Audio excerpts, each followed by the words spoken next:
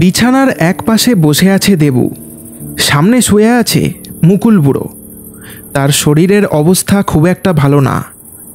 সারা দিন বাড়ি থেকে বেরোয় না, শুধু সন্ধ্যাবেলায় গ্রামের চায়ের দোকানে একটু আড্ডা জমাতে যায়, তাও খুব বেশিক্ষণ না। আগের মতো সেই জোরটা তার শরীরে আর নেই। আজ শরীরটা একটু খারাপ থাকার কারণে সে বাড়ি থেকে বেরোয়নি। বিছানায় শুয়ে শেষ নিঃশ্বাসের অপেক্ষা করছে সে। বাবা, বাবা আর জেদ করো না। তোমার তো এই অবস্থা, আর ভগবান না করুক, কিন্তু তোমার যদি কিছু হয়ে যায় তখন কি হবে শুনি? আরে এবার তো অন্তত বলেই ফেলো না, আমাদের বংশের গুপ্তধনটা তুমি কোথায় লুকিয়ে রেখেছো? তুমি একটু বোঝার চেষ্টা করো বাবা, আমার এই কথাটা জানাটা কতটা জরুরি। মুকুল বুড়ো একটা দীর্ঘশ্বাস ফেলে তার কাঁপা কাঁপা গলা নিয়ে বলল, আচ্ছা বেশ, তবে এ কথা তুই কাউকে বলবি না। তুই আর তোর ভাই ছাড়া এ কথা আর যেন কেউ জানতে না পারে। তোরা দুজন এই গুপ্তধনটা আগলে রাখবি চিরকাল। বুড়োর মুখ থেকে বারবার তার ভাই নগেনের কথা শুনে তার যেন এবার একটু বিরক্ত বোধ হলো। তেমনই কিছু মুখের ভঙ্গিমাটা করে উঠল দেবু। কি রে, এই কি হলো? অমন অমন করে থমকে গেলি কেন বাবা? কই, না না, ও কিছু না। তুমি বলো তো, ওই গুপ্তধনটা তুমি কোথায় লুকিয়ে রেখেছো? বলছি এই বাড়ির ঈশান কোণের দিকে যেই বড় তাল গাছটা আছে, সেই তাল গাছের ঠিক আশেপাশে মাটির নিচে ওই গুপ্তধনটা পোতা আছে। তবে হ্যাঁ, ওই গুপ্তধনে কিন্তু তোদের দুজনের সমান সমান ভাগ আছে। এ কথা তোকে আগেও বলেছি।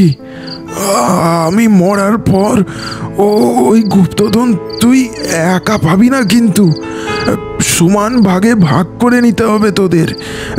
অর্ধেকটা তোর আর বাকি অর্ধেকটা তোর ভাইয়ের। শেষ সময় ঘনিয়ে এসেছে আমার। এই কদিন হয়তো বেঁচে থাকবো, আর তাই আর কি সব কথা খুলেই বলছি। বাবা, বাবা তুই আমাকে কথা দে, যেমনটা বললাম ঠিক তেমনটাই করবি। কথা দে আমাকে, না হলে যে মরেও শান্তি পাবো না। দেবু এবার বিরক্ত হয়েই বলল, আরে কি তখন থেকে সেই একই কথা ভজ ভজ করে চলেছ? খালি ছোট ছেলে আর ছোট ছেলে। আরে আমিও তো তোমার ছেলে, কই আমার প্রতি তো এত দরদ আসে না তোমার? বুড়ো এবার বুঝল যে সে হয়তো তাকে এই কথাটা বলে ভুল করেছে। এই গুপ্তধনের জন্য যে দেবু বড় কিছু ঘটিয়ে বসতে পারে সেটা এবার তার মনে হতে শুরু করেছে।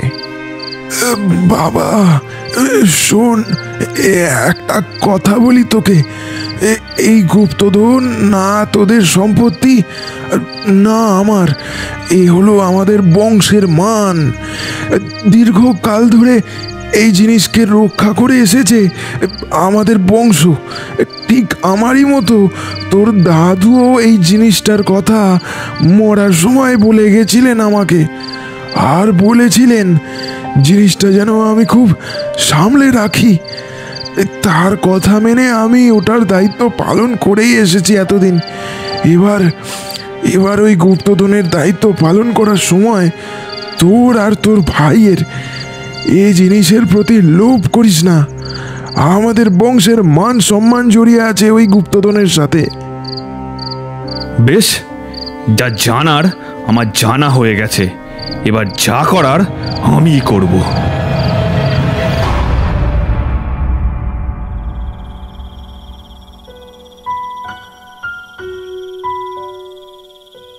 চায়ের দোকানে আজ আর বাকি 5টা দিনের মতো ঠিক একইভাবে আড্ডা জমিয়ে বসেছে সবাই। সবার মাঝে কেষ্ট কথা বলে উঠল, মুকুলবাবু আজ এখনো এলেন না? এই কি ব্যাপার? সবার আগে তো উনি এখানে এসে বসেন। আজ হঠাৎ আমরা সবাই চলে এলাম, কিন্তু উনি এখনো এসে পৌঁছালেন না কেন? কেষ্টর কথায় সায় দিয়ে তন্ময় বলল, বুড়োটার কিছু হলো না তো? এই কি জানি, আমার মনটা কেমন যেন ঠিক লাগছে না। এরই মধ্যে দেবু দু হাতে দুটো বড় বড় সুটকেস নিয়ে হেঁটে যাচ্ছিল দোকানের সামনে দিয়ে। তাকে দেখতে পেয়ে সবাই বেশ অবাক হলো। কেষ্ট তাকে একটা হাঁক দিল। কেষ্টর ডাকে দেবু একটু যেন চমকে গেল। তারপর কাঠ হয়ে দাঁড়িয়ে রইল একভাবে। এই কি গো দেবুদা, এই হাতে ওই বড় বড় সুটকেসগুলো নিয়ে এই অন্ধকারে কোথায় চললে গো? দেবু কি যেন একটা ভেবে একটু আমতা আমতা করে বলল, আরে আরে আরে আমি একটু পাশের গ্রামে যাচ্ছিলাম। একজনের সাথে ওই সরকারি কিছু কাগজপত্র নিয়ে জরুরি কাজ ছিল আর কি। আরে এই সুটকেসগুলোর মধ্যে সেই সব জরুরি কাগজপত্রই রয়েছে। ও তাই নাকি? আচ্ছা বলছি, মুকুলবাবু আজ হঠাৎ আড্ডায় এলেন না যে? এই আবার কি ওনার শরীর টরীর খারাপ হলো নাকি? কে কে বাবা? আরে না না, শরীর খারাপ না, তবে দুদিন ধরে অনেকবারই আমাকে বলছিল সে নাকি আর বেশি দিন বেঁচে থাকবে না। তাই ওনার মনের জোরটা বাড়ানোর জন্যই আমি একটু হারান কাকুর সাথে ওনাকে তীর্থতে পাঠিয়েছি আর কি, যদি একটু মনটা ঠিক হয় আর কি। বুঝলাম বুঝলাম, কিন্তু দেবু আর তাকে কোনো কথা বলারই সুযোগ দিল না। তার কথাটা কেটে সে বলল, আমি আমি এখন চলি। হ্যাঁ হ্যাঁ, তোদের সাথে না পরে কথা হবে। কথাটা বলেই সে হনহন করে হেঁটে সেখান থেকে চলে গেল। তার এই আচরণ দেখে সবার একটু অবাক লাগলো।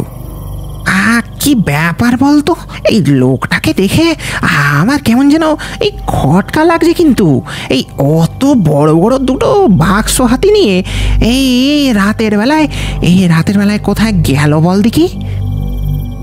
কে জানে। এই যাগে ছাড়ো সব, এই শুধু শুধু আমাদের কোনো কারোর ঝামেলায় না ঢোকাই ভালো। তন্ময়ের মনে বড় কৌতূহল জেগেছিল দেবুকে নিয়ে। লোকটার এই রহস্যময় আচরণ তন্ময়কে বারবার তার কথাটা ভাবতে বাধ্য করছিল। কেষ্ট কোনো রকমে তাকে ভুলিয়ে আবারও তাদের আড্ডার আসরটা চালিয়ে যেতে লাগলো। গ্রামের দক্ষিণের জলাটার সামনে এসে দাঁড়িয়েছে দেবু। দুটো সুটকেসের মধ্যে থেকে একটা সুটকেস সে জলের মধ্যে ছুঁড়ে দিল। তারপরে এদিক ওদিক তাকিয়ে একটা বাঁকা হাসি হেসে সে ওখান থেকে হন করে হেঁটে চলে গেল।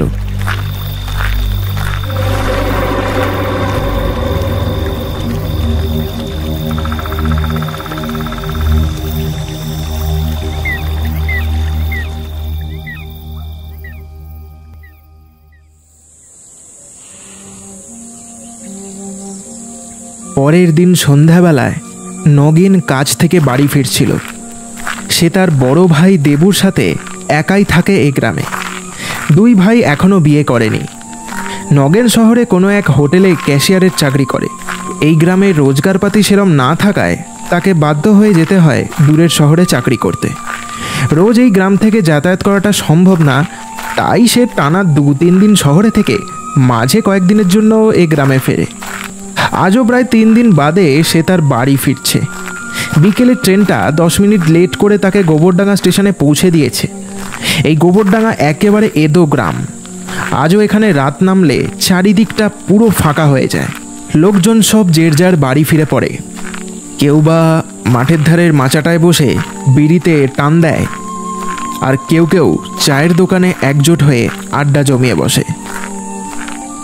নগেন হাঁটতে হাঁটতে ওই দক্ষিণের জলাটার সামনে এসে পড়ে। মশমশ ঘাসের শব্দ তুলে সে জলাটা পেরিয়ে আসে। হঠাৎই তার কেমন যেন একটু অস্বস্তি অনুভব হতে শুরু করলো। তার মনে হলো কেউ যেন তার পিছন পিছন তাকে অনুসরণ করে পায়ে পা মিলিয়ে হাঁটছে। কেউ কি আমার পিছনে আসছে? হ্যাঁ, আমার তো তাই মনে হচ্ছে। নগেন থমকে দাঁড়াতেই সব কিছু আবারও যেন স্বাভাবিক লাগতে শুরু করলো তার। পিছনে তাকিয়ে দেখলো কোথাও কেউ নেই। চারিদিকে শুধু কালো জমাট বাঁধা অন্ধকার যেন তাকে গিলে খাবে বলে অপেক্ষা করে আছে।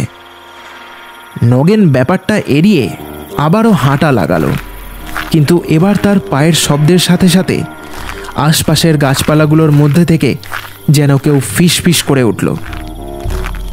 হঠাৎ কেউ যেন ফিস ফিস করে নগেনকে ডেকে উঠল এবার, খোকা, খোকা রে। নগেন একই সাথে ভয় পেল আর অবাকও হলো। কে কে কে ডাকলো? আমার বাবা ছাড়া তো আর কেউ আমাকে খোকা বলে ডাকে না। মনে হয় বাবার খুব শরীর খারাপ, তাই হয়তো তার এই ডাক শুনতে পাচ্ছি আমি। যত তাড়াতাড়ি সম্ভব বাড়িতে আমাকে পৌঁছতেই হবে। বাবার হাতে মনে হয় আর বেশি সময় নেই। এসব তারই ইঙ্গিত মনে হচ্ছে। নগেন ভাবল যে তার বাবা হয়তো তার শেষ নিঃশ্বাস গুনছে, তাই হয়তো তার মনে তার বাবার ডাক অজান্তেই এভাবে ভেসে এসেছে। হনহন করে হেঁটে সে বাড়ির দিকে রওনা হলো। কিছুক্ষণ পথ হাঁটার পর বাড়ির উঠোনটার মধ্যে সে এসে দাঁড়ালো। দাদা, দাদা, কোথায় গেলি? বাবা কোথায়? চেঁচামেচি শুনে দেবু ঘর থেকে বেরিয়ে এলো। উফ, কানের মাথা খেয়েছিস নাকি? কি হয়েছেটা কি? এভাবে চেঁচামেচি করছিস কেন? বাবার কি হয়েছে? বাবা কোথায়? দেবু তার এই কথা শুনে একটু যেন হকচকিয়ে গেল। তবে কি নগেন জানতে পেরে গেল সব? বাবা? হ্যাঁ, বাবার কি হবে?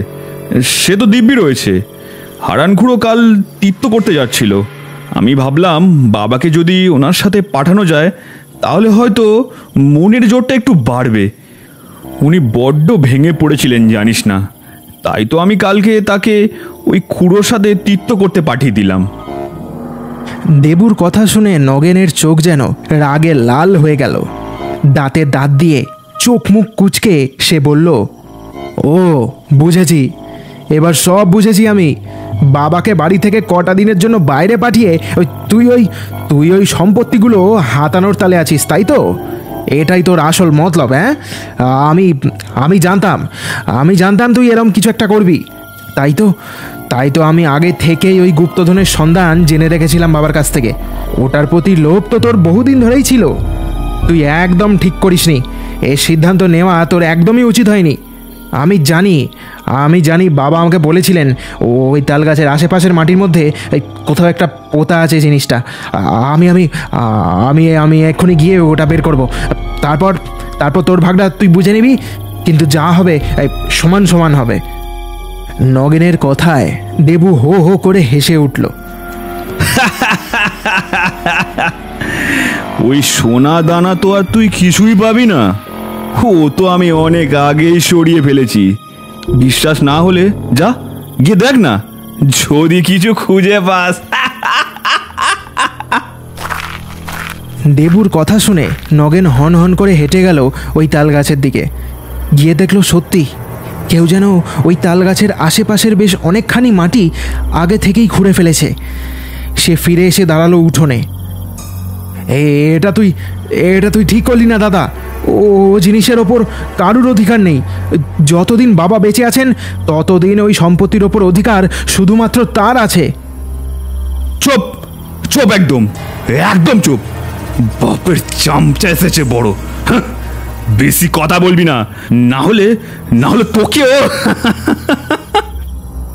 এই বলে সে কোমর থেকে একটা ধারালো ছোরা বের করে তুলে ধরল নগেনের সামনে।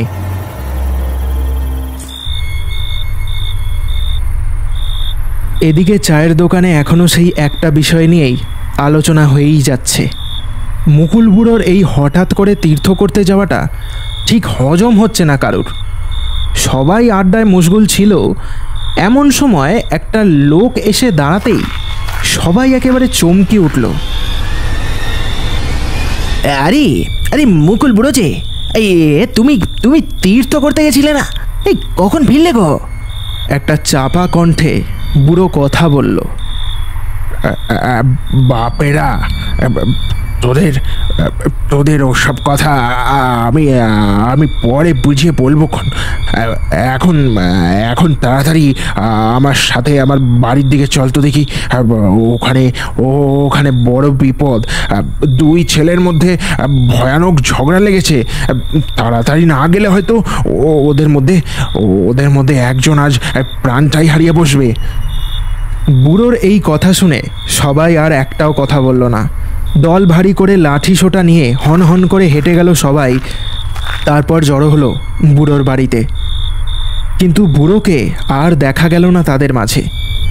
সবাই অবশ্য সেটা খেয়ালও করেনি, কারণ সামনে যেটা সকলে দেখল সেটা দেখে সবার চোখ একেবারে কপালে উঠল। নগেন মাটিতে পড়ে আছে, তার কপাল ফেটে রক্ত ঝরছে, আর সামনেই একটা হিংস্র জন্তুর মতো ধারালো ছোড়া তুলে দাঁড়িয়ে রয়েছে দেবু। তার চোখের মধ্যে যেন কোনো শয়তানের ছায়া পড়েছে। থেকে থেকে তার চোখের মণিগুলো যেন জল জল করে উঠছে। সবাইকে একসাথে আসতে দেখে দেবু একটা বিচ্ছিরি হাসি হেসে বলল, কেউ কেউ এগোবে না বলে দিলাম, কেউ এগোবে না। কেউ যদি এক পাও এগিয়েছো তাহলে তাহলে এর মাথাটা কেটে ওই দক্ষিণের জলায় ভাসিয়ে দেব।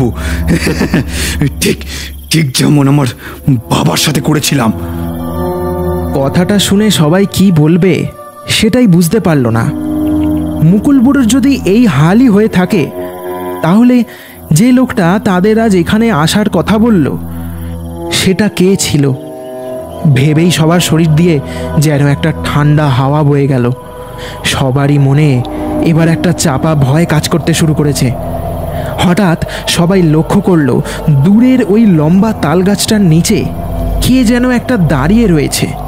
রাতের অন্ধকারে দূর থেকে ঠিক ঠাউর করা যাচ্ছে না লোকটাকে। বাঘের মতো শুধু তার দুটো চোখ জল জল করছে থেকে থেকে। এরই মধ্যে দেবু আবারও ছোড়াটা তুলে ধরল সবার সামনে। তারপর বলল, আজ আজ আমি আর থামবো না। অনেক অনেক হয়েছে তোদের এই বাপ ছেলের ভালোবাসার টান। ওই ওই বুড়োটাকে তো আমি কালকেই সরিয়ে ফেলেছি। আজ আজ সকল গ্রামবাসীর সামনে তোকে মারবো। ওই ওই গুপ্তধনের জন্য আমি সব কিছু করতে পারি। এই বলে দেবু তার মস্ত বড় ধারালো ছোড়াটা তুলে ধরল। দেবুর ধমক শুনে অবশ্য কেউ আর তার দিকে এগোনোর সাহসটুকুও করল না। সবাই চুপ করে দাঁড়িয়ে দাঁড়িয়ে দেখল সব কিছু।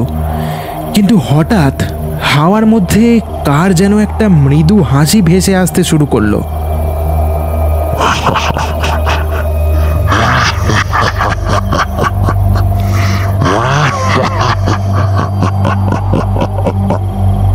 কে কে এই এই কে রে?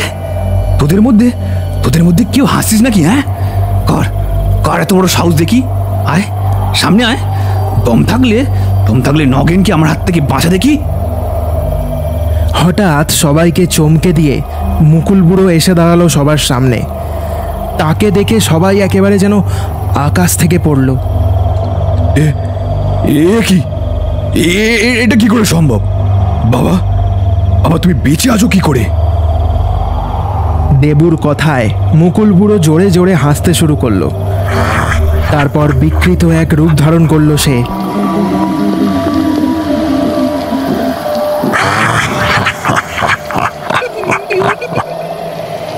আমাকে মেরে তোর শান্তি হয়নি।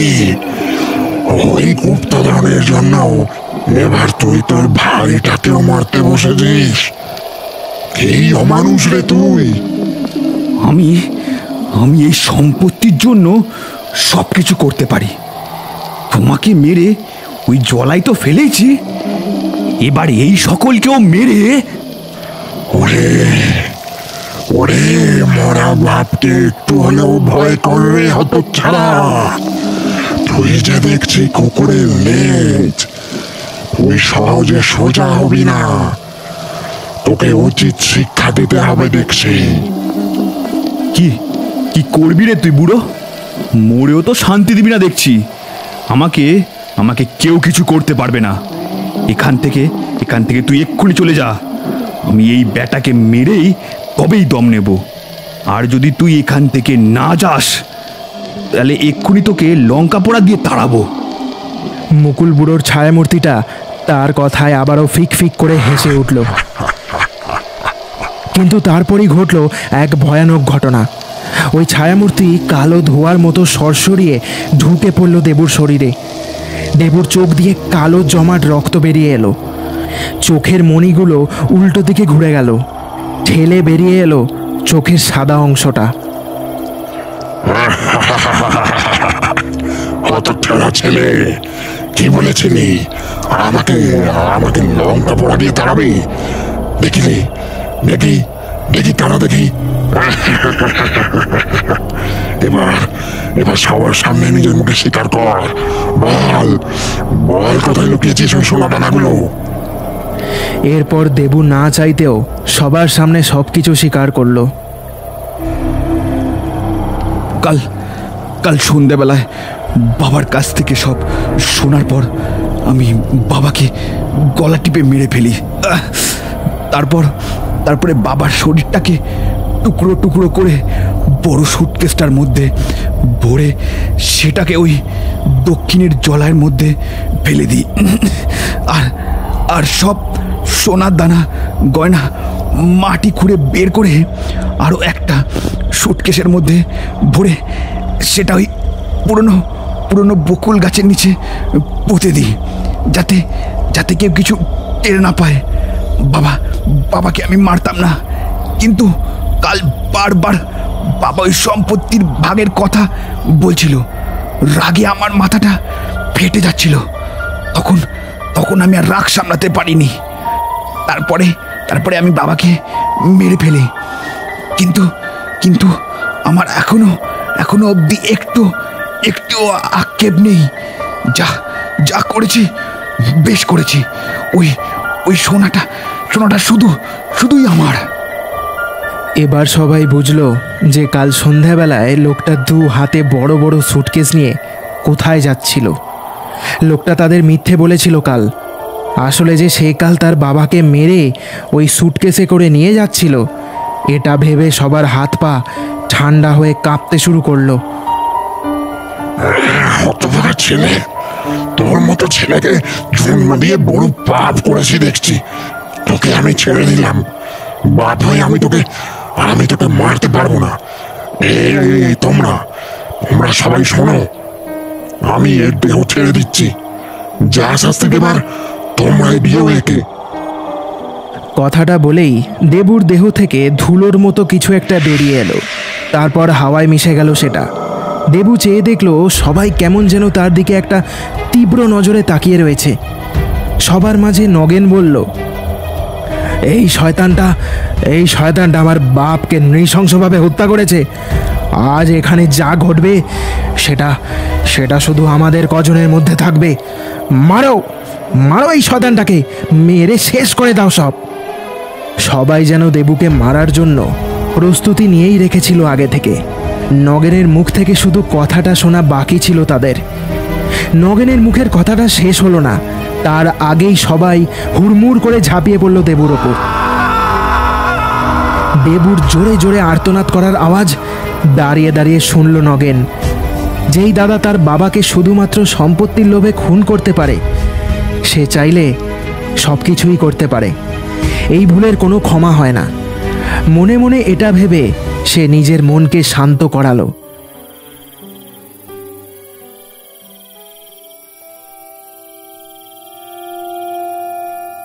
কিছুক্ষণ পর চারিদিক নিস্তব্ধতায় ছেয়ে গেল। বাড়ির উঠোনে পড়ে রইল দেবুর ক্ষতবিক্ষত দেহটা। সকল গ্রামবাসীরা শুধু সাক্ষী হয়ে রইল আজ রাতের এই ঘটনার।